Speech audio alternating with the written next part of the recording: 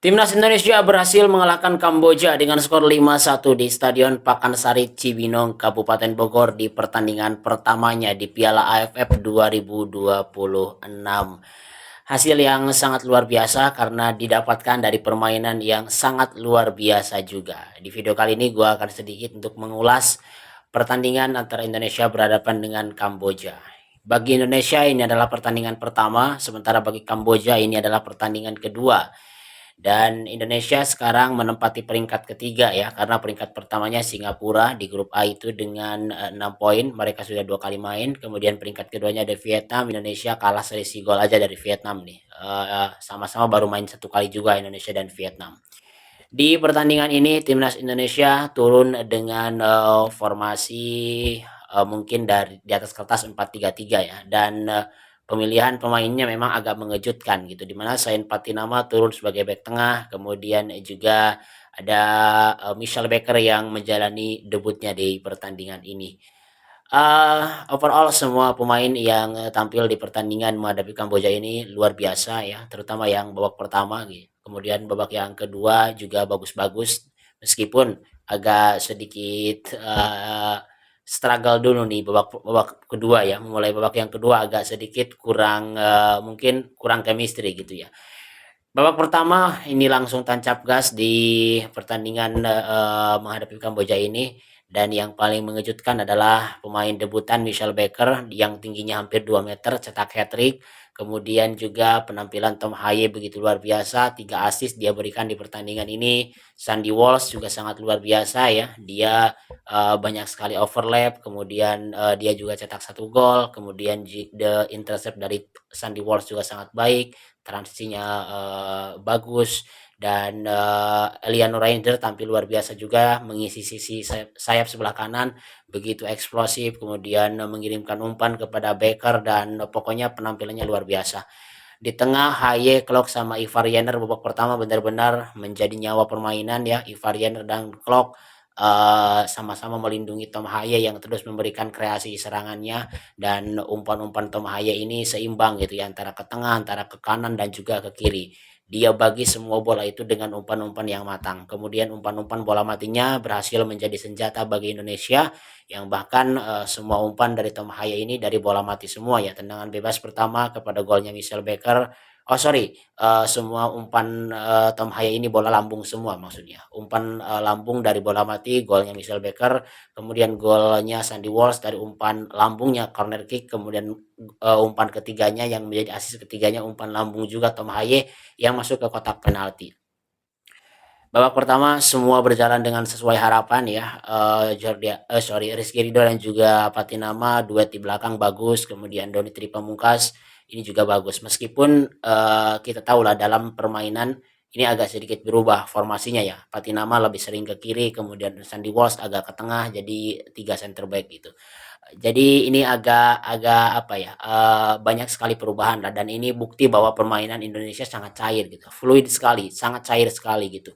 Eee, Formasi-formasi bisa berubah seketika di dalam lapangan dan bisa dijalankan dengan sangat maksimal oleh para pemainnya gitu. Ini adalah sebuah bukti bahwa Indonesia punya banyak plan, punya banyak strategi untuk, menghadapi berbagai situasi di lapangan. John Hartman benar-benar memikirkan detail-detail kecil gitu ya dari timnas Indonesia agar bisa terus perform. Dan luar biasa di pertandingan ini, permainan yang begitu cair, permainan yang begitu solid, permainan yang berkembang, bisa ditampilkan oleh Indonesia. Ya kita tahu lah ini lawannya dalam tanda kutip Kamboja yang levelnya jauh di bawah kita, tapi apa yang sudah ditunjukkan di laga perdana ini sudah sangat bagus sekali, layak untuk diapresiasi. Meskipun memang pertarungan sebenarnya atau sesungguhnya itu baru akan mungkin kita hadapi di laga menghadapi Vietnam ya. Dan itu Indonesia tentunya dituntut untuk konsisten dengan penampilan terbaik seperti menghadapi Kamboja ini. Permainan yang percaya diri, yang agresif, yang menarik juga, kemudian punya banyak plan, dan juga tentunya permainan kolektif, serta permainan di mana pemain-pemainnya ini perform semua. Di pertandingan ini catatannya mungkin gol yang terjadi ke gawang Indonesia ya. Nadeo Argawinata keluar dari posisinya salah, kemudian bola masuk ke gawangnya.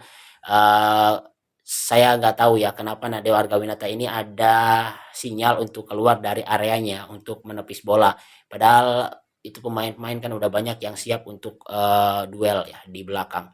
Dan Nadeo sedikit keluar dari posisinya, bola justru datang ke arah yang nggak disangka gitu karena placingnya kan ke tiang dekat. Nadeo-nya udah sedikit bergerak keluar, bolanya gagal ditepis oleh Nadeo.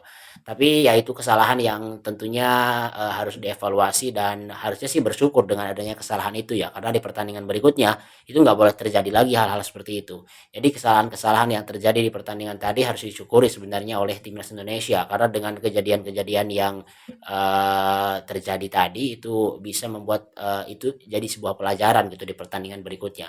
Kesalahan kecil seperti salah passing, first touch, salah komunikasi, dan termasuk tadi ada keputusan dari Nadeo yang keluar juga akhirnya berbuah gol, itu yang tentunya akan harus menjadi bahan pelajaran di pertandingan berikutnya, apalagi menghadapi tim yang sangat kuat.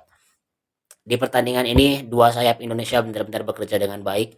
Babak yang kedua masuknya beberapa pemain ini memang chemistry-nya agak tidak sebagus babak pertama lah. Kalau babak pertama tektokannya enak banget dilihat, babak yang kedua karena memang pemainnya berganti, jadi ini harus mencari pola permainan yang sedikit lebih lama gitu ya. Mungkin dalam bahasa sederhananya adalah ini agak lama memanaskan mesinnya gitu, yang nggak langsung panas mesinnya. Kalau di starter di 11 pertama, babak yang pertama, mesinnya sudah langsung panas, belum 10 menit sudah ada gol, belum 20 menit sudah 2 gol gitu ya, bahkan belum 30 menit sudah 3 gol. Jadi mesinnya sangat panas di babak yang pertama gitu. Kalau babak yang kedua agak sedikit lambat memanaskan mesinnya karena chemistry-nya perlu dibangun lagi. Tapi overall semua yang sudah dimasukkan oleh Coach John Herman ini sangat luar biasa menampilkan permainan terbaik mereka. Di pertandingan berikutnya Indonesia menghadapi Timor Leste, mungkin ini akan banyak rotasi dari Coach John Herman memainkan pemain-pemain yang butuh jam terbang gitu ya, seperti Brian Patari, kemudian Jens Revan, kemudian pemain-pemain lain lah seperti mungkin Wahyu Pras dan lain-lain. Jadi menghadapi Timor Leste yang di atas kertas Indonesia, meskipun tidak boleh meremehkan Timor Leste, tapi di atas kertas Indonesia tentu saja akan menang menghadapi Timor Leste karena kita punya kekuatan yang luar biasa. Percaya dirilah kalau menghadapi Timor Leste menang, dan kekuatan sesungguhnya diuji ketika menghadapi Vietnam dan Singapura nanti. Jadi Indonesia bisa memanage stamina para pemainnya, mungkin beristirahat dulu ketika laga menghadapi Timor Leste ya, pemain-pemain seperti Tom Hai dan lain-lain. Jadi ini harus banyak rotasi sih menghadapi Timor Leste, apalagi kan laganya away yang nggak mudah, butuh stamina yang prima untuk menghadapi laga berikutnya menghadapi Vietnam. Itu aja mungkin sedikit review dari gua teman-teman. Gimana kalau menurut kalian soal pertandingan timnas Indonesia di laga menghadapi Kamboja? Jangan lupa komen dan dukung channel ini. Kita jumpa lagi di video berikutnya.